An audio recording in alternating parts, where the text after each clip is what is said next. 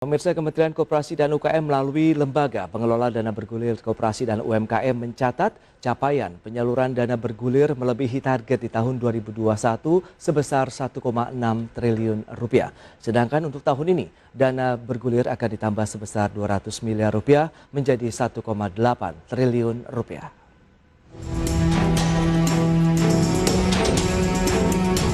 Lembaga Pengelola Dana Bergulir Koperasi Usaha Mikro Kecil dan Menengah atau LPDBK UMKM mencatat pada tahun 2021 telah berhasil menyalurkan dan bergulir sebesar 1,641 triliun rupiah atau melebihi target yang dicanangkan sebesar 1,6 triliun rupiah.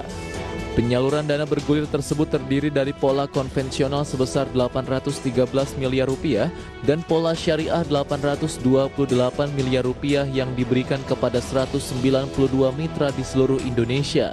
Capaian ini seiring dengan tingkat kredit macet atau non-performing loan berada di tingkat 1,15% atau turun dari tahun sebelumnya 1,24%. Lembaga Pengelola Dana Bergulir Koperasi Usaha Mikro Kecil dan Menengah Supomo menyebutkan rendahnya tingkat kredit macet menunjukkan penyaluran dana kepada mitra khusus koperasi hampir 98,85%, efektif dan tepat sasaran, tidak ada tunggakan, dan membantu pertumbuhan ekonomi nasional. Kalau tahun 2021 itu LPDB berhasil menyalurkan sebesar 1,641 triliun, di mana targetnya 1,6 triliun. Artinya kita udah di atas budget yang ditargetkan. Sementara itu pada tahun 2022, LPDBK UMKM menargetkan menyalurkan dana bergulir sebesar 1,8 triliun atau mengalami peningkatan sebesar 200 miliar dari tahun 2021 sebesar 1,6 triliun rupiah. Dari Jakarta, Firmansyah, IDX Channel. Ya, pemirsa, untuk membahas tema menarik kita pagi ini mengenai dana bergulir koperasi dan UMKM di tahun 2022, kita sudah tersambung bersama dengan Bapak Supomo. Beliau adalah Direktur Utama Lembaga Pengelola Dana Bergulir Koperasi UMKM. Selamat pagi, Pak Supomo. Selamat pagi, Mas Prastyo. Ya, salam sehat Bapak. Sehat, salam sehat juga. Baik, terima kasih Pak. Sebelumnya langsung saja kita akan review nih Pak, bagaimana sebenarnya penyaluran dari dana bergulir untuk koperasi dan UMKM di tahun 2021. Apakah ini juga sudah sesuai dengan capaian dan target yang diinginkan? Terima kasih Mas Pras. Alhamdulillah untuk kinerja penyaluran dana bergulir LPDB ke UMKM tahun 2021 ini bisa berjalan dengan baik Mas. Dan kami bisa alhamdulillah juga mampu melampaui yang telah ditargetkan oleh pemerintah, di mana targetnya 1,6 triliun, tapi kami LPDB KUMKM mampu menyalurkan sebesar 1,641 triliun. Hal itu sebenarnya capaian ini adalah ya semua pada tahulah. Kondisi pandemi ini kan kendalanya luar biasa, apalagi PPKM darurat kemarin dan juga. Namun LPDB bersama-sama dengan seluruh karyawan bekerja keras, seluruh pegawai stakeholder itu ya kita harus berdampingan dengan pandemi itu. Karena dimanapun kita nggak boleh berhenti untuk menyalurkan dana, dan disitulah hadirnya negara di tengah-tengah pandemi di kelompok-kelompok UKM yang bernaung di koperasi. Jadi karena kami juga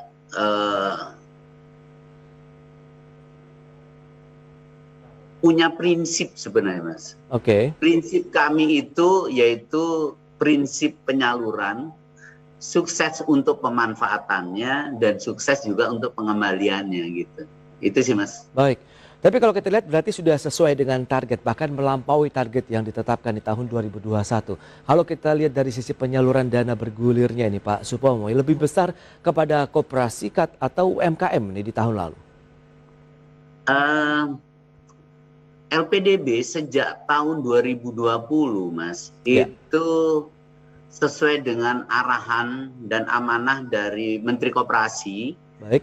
yaitu Pak Teten Mas Duki, bahwa kita harus menyalurkan kepada koperasi gitu. Oke. Kenapa sih kok koperasi gitu kan? Lah UKM-nya gimana gitu? Sebenarnya begini, kalau arahan beliau itu, pemerintah itu untuk yang UKM itu udah banyak sekali yang bisa mengakses ke lembaga pembiayaan, terutama bank-bank himbara melalui program KUR. Oke. Namun untuk yang UKM-UKM yang mereka belum bankable, itu kan mereka bernaung juga di koperasi. Mungkin dia merasa lebih homey. Dan penyaluran kepada koperasi, LPDB ini juga harus disalurkan juga kepada UKM-UKM yang produktif. Sehingga nantinya UKM-UKM yang di bawah koperasi ini akan bisa naik kelas, bisa nanti akses langsung ke perbankan gitu. Kalau belum, ya kita mengakses ke LPDB melalui koperasinya. Jadi itu, karena masih banyak sekali itu UKM-UKM yang masih belum bisa mengakses pembiayaan ke perbankan. Ya. Sehingga ya naungannya kemana kalau nggak melalui koperasi. Dan kenapa LPDB ke koperasi? Bayangin kalau kita, LPDB ini keberadaannya ada di Jakarta.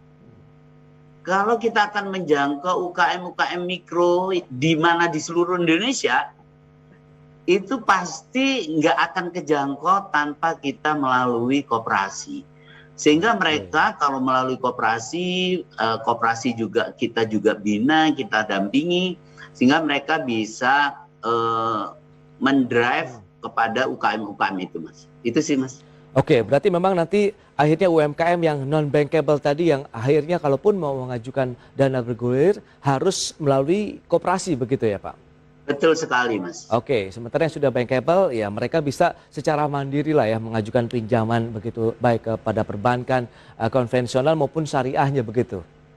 Iya. Oke. Dan berikut ini kami sampaikan infografik untuk Anda terkait dengan jumlah penyaluran dana bergulir yang sudah dilakukan oleh pemerintah dari tahun 2008 sampai dengan 2021.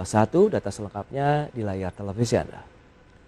Ya, seperti yang bisa Anda saksikan, kita lihat untuk penyaluran secara konvensional begitu ya. Ini tidak menggunakan yang berbasis syariah, kita lihat mencapai 10,53 triliun rupiah. Sementara syariahnya sekitar 3,43 triliun rupiah. Sehingga secara total keseluruhan untuk dana bergulir mencapai 13,96 triliun rupiah. Ini dana bantuan yang diberikan oleh pemerintah. Kemudian strategi untuk mengejar target dari LPDB Koperasi UMKM di tahun 2022 itu apa saja? Ya, ada program inkubator wirausaha, kemudian pembiayaan koperasi sektorial, project venture like melalui koperasi peternakan, pangan maupun logistik. Itu dia beberapa poin dan kita akan lanjutkan kembali perbincangan bersama dengan Bapak Supomo, Direktur Utama Lembaga Pengelola Dana Bergulir Koperasi UMKM. Baik Pak Supomo, kita akan lanjutkan kembali informasi yang tadi sempat tertunda adalah bagaimana Anda melihat dengan capaian yang sudah tercapai begitu ya di tahun 2021 di mana sudah melebihi target. Anda melihat bagaimana proyeksinya di tahun 2022 ini Pak Supomo? Ya, untuk target tahun 2022 ya saya optimis sih Mas untuk penyaluran kepada para pelaku koperasi dan UMKM. Hal ini dilatar belakangi oleh sebenarnya kita udah punya experience gitu ya. Oke. Dan kita juga punya semangat, integriti dan kerja keras dari seluruh jajaran kami gitu kan. Dan di tahun 2022 ini kita ditargetkan 1,8 triliun, di mana kita juga ditargetkan untuk PNBP, penerimaan negara bukan pajak, itu atas penyaluran itu.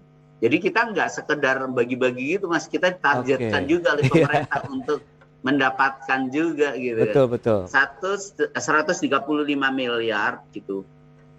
Di mana performance loans-nya pun juga non-performing loan-nya itu juga kita ditargetkan masih di atas di bawah 5%. Tapi insya Allah kami ke depan masih harus mempertahankan, karena 2 tahun berturut-turut ini kan udah di bawah 2%, Mas. Malu kalau di atas 2% gitu kan. Karena kan dengan semakin kita punya experience dan kita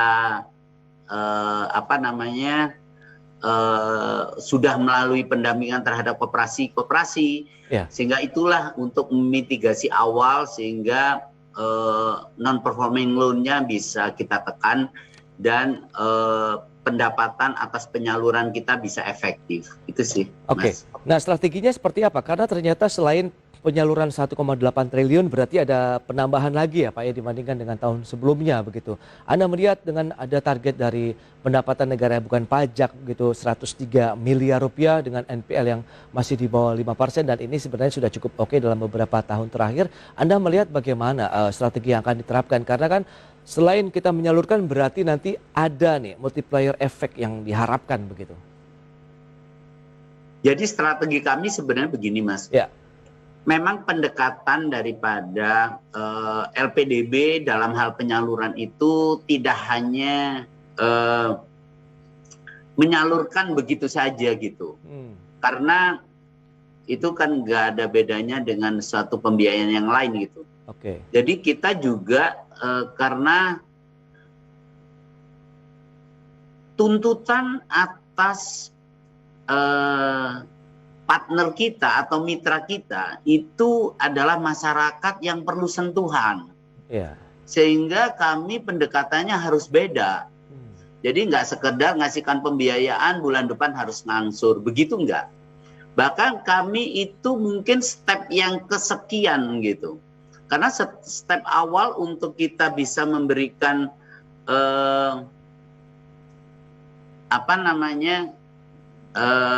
penyaluran itu dari awal. Satu, kita juga harus kolaborasi dengan pemerintah daerah.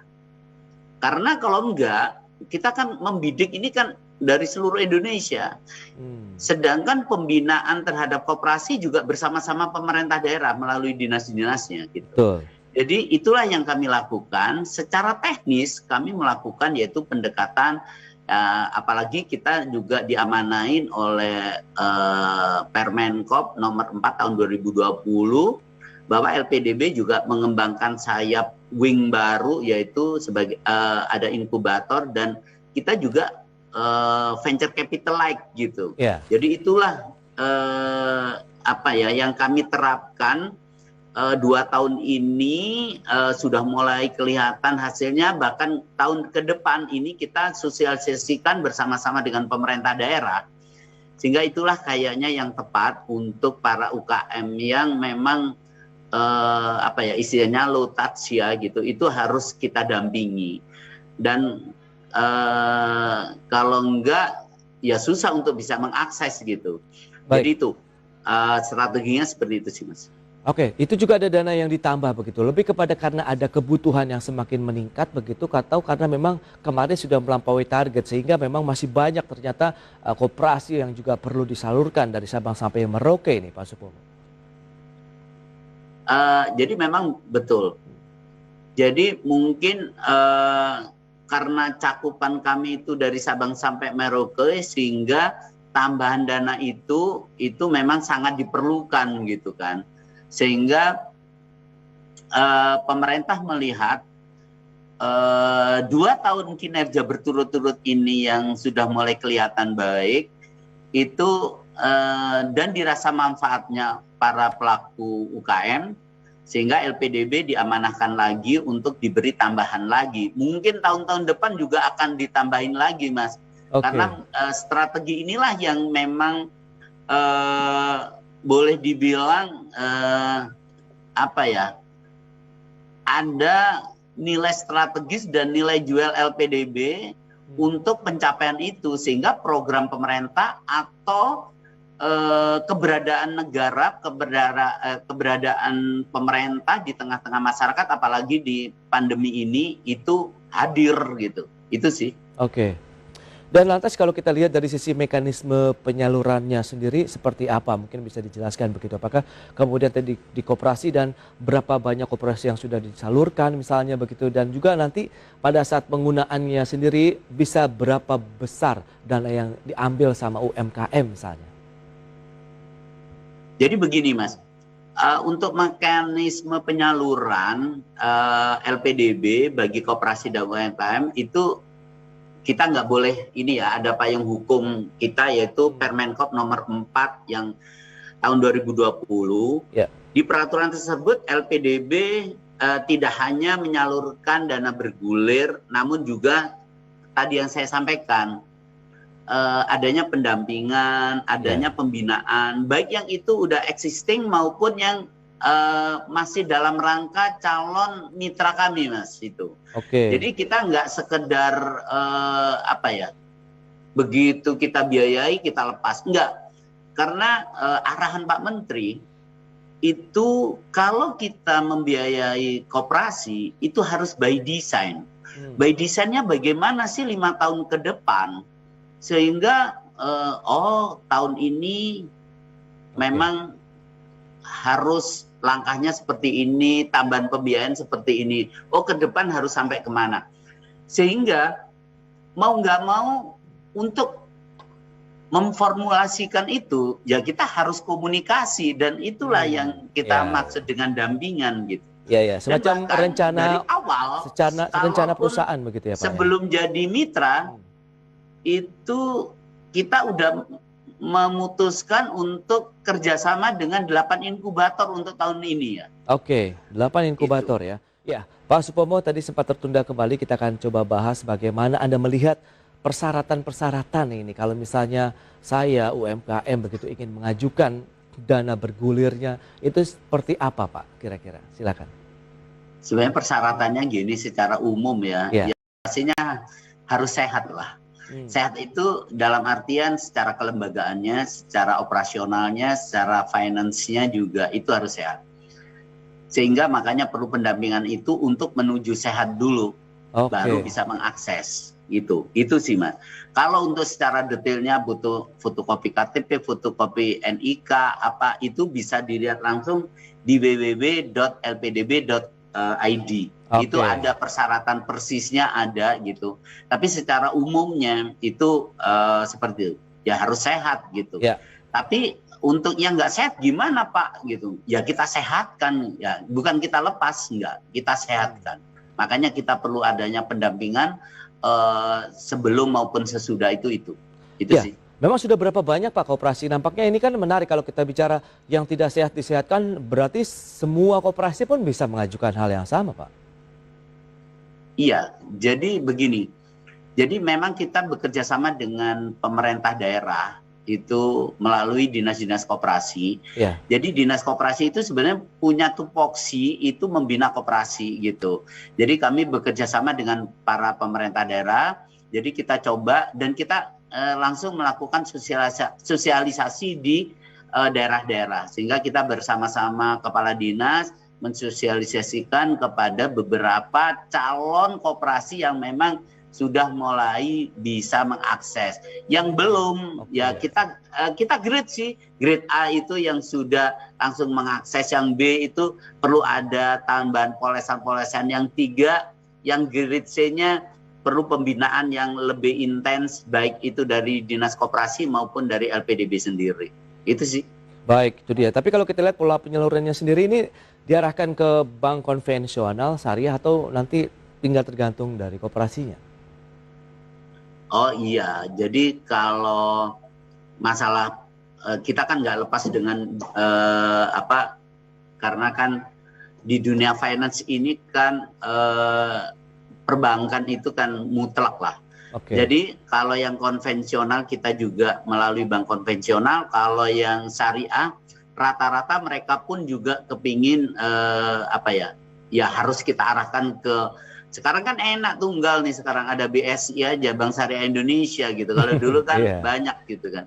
Itu sih. Oke, dan kalau kita lihat strategi yang diterapkan dari LPDB ke UMKM, begitu Pak, di tahun 2022, Anda melihat tantangannya apa saja? Apakah sama dengan tahun 2021 atau lebih ringan Anda melihat di tahun ini? Kalau tantangannya sih saya kira masih mirip ya, cuman memang bedanya itu begini. Kita berasumsi sekarang kita udah sepakat bahwa insya Allah pandemi ini sudah mulai mereda dan kalau bisa berakhir. Dan inilah kita yang harus siap-siap bahwa mereka harus take off. Oke. Dan take off ini harus diimbangi dengan LPDB ikut bareng-bareng baik syariah maupun yang konvensional. Bahkan kalau yang syariah kita udah mulai mengancang-ancang bersama-sama dengan beberapa pesantren dan BMT untuk kita siap tahun 2022, 2023 semuanya ini.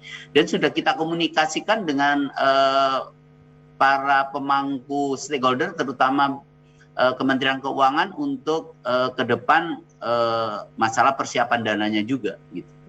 Berarti secara internal maupun eksternal tidak ada suatu halangan yang cukup berarti begitu secara umum? Insya Allah mudah-mudahan nggak ada PPKM darurat kayak kemarin lagi. Iya. Kalau itu udah ampun deh itu. Itu langsung ya Pak dampaknya ya kalau kita lihat dengan adanya pembatasan kegiatan masyarakat seperti PPKM. Langsung itu baik itu secara internal maupun eksternal kita. Oke. Iya. Baik, tapi kalau kita lihat dengan kondisi seperti saat ini, korelasi yang cukup kuat dengan dana bergulir yang sudah disalurkan oleh LPDB ke UMKM begitu terhadap perekonomian nasional, Anda melihatnya bagaimana nih Pak? Insya Allah kita karena kita pengalaman kemarin ya, kita tahun 2020 kita ditugaskan untuk penyaluran program PEN ya. Pemulihan ekonomi nasional sebesar 1,292 triliun. Alhamdulillah udah diperiksa oleh BPK juga tepat sasaran dan tepat manfaat juga sih ini. Dan kita sesuai dengan arahan Pak Menteri juga, Bu Menteri Keuangan, untuk kita tetap menjalankan program itu dan kita akan disupport akan dampak. Karena kan UKM itu adalah penopang pertumbuhan ekonomi. Baik. Untuk secara keseluruhan. Jadi ekonomi growth itu sebagian besar memang harus ada di UMKM. Makanya kami LPDB berperan sekali untuk ikut membantu dalam ekonomi growth di kedepannya ini. Baik, sukses terus Pak untuk LPDB ke UMKM di tahun 2022, apalagi dengan banyak sekali experience yang sudah didapatkan di tahun-tahun sebelumnya di masa pandemi COVID-19 seperti saat ini begitu ya Pak Supomo. Terima kasih banyak atas waktu yang disempatkan, insight menariknya terkait dengan dana bergulir yang tadi sudah disampaikan, sudah tepat sasaran, tepat manfaat, dan semoga ini masih akan terus berlanjut untuk tahun-tahun ke depan. Selamat melanjutkan aktivitas Anda kembali Pak Supomo dan salam sehat Pak. Terima kasih banyak Mas Prasetyo, salam sehat semuanya.